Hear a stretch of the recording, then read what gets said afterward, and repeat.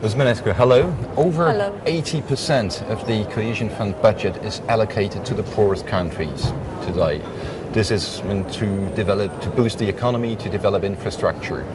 What is your impression today? Is this the right way to go? It's okay to give priority to those regions which are poorest regions in Europe, under 75% from GDP.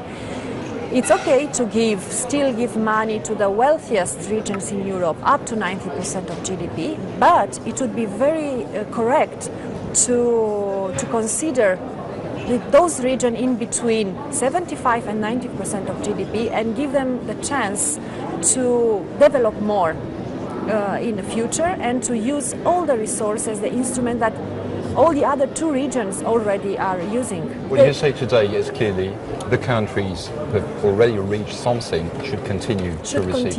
If we really especially want the regions. if we really want to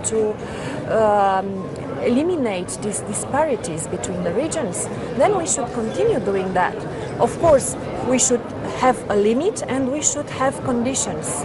When we are saying yes, we create the intermediate category, but of course we need some limits in time at least. A big question is the question of co-financing. For a country like Romania, for example, many projects are quite difficult to co-finance, at least for Romania to bring the first part of the money. Should something change there?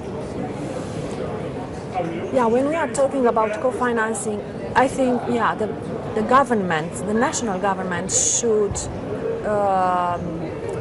secure in their national budgets the co-financing part. That should be a condition for all the governments. The Romanian government, if we are talking about the Romanian government, didn't do that.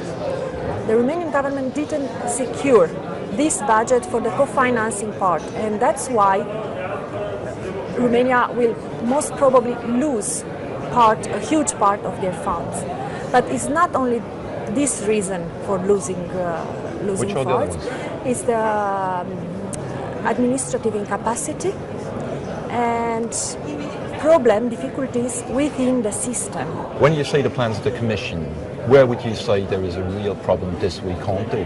We are expecting from them more responsibilities, even on controlling and monitoring the member states and evaluating the member states correctly. Because by now we don't have a clear evaluation on this programming period, 2007-2013, so we don't know how we will approach the next period. So this means we're spending millions of euros without knowing exactly what the impact is.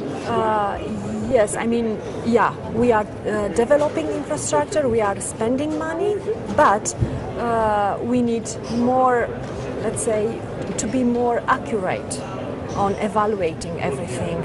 And I think here is the responsibility of the Commission, which they didn't take it by now. Would it in a way be better to have 100% of the financing coming from Brussels directly to develop something in a country? No, I think it's fair enough that the member states will also contribute. In this way, you just engage member states and motivate member states to make those programs to be correctly implemented.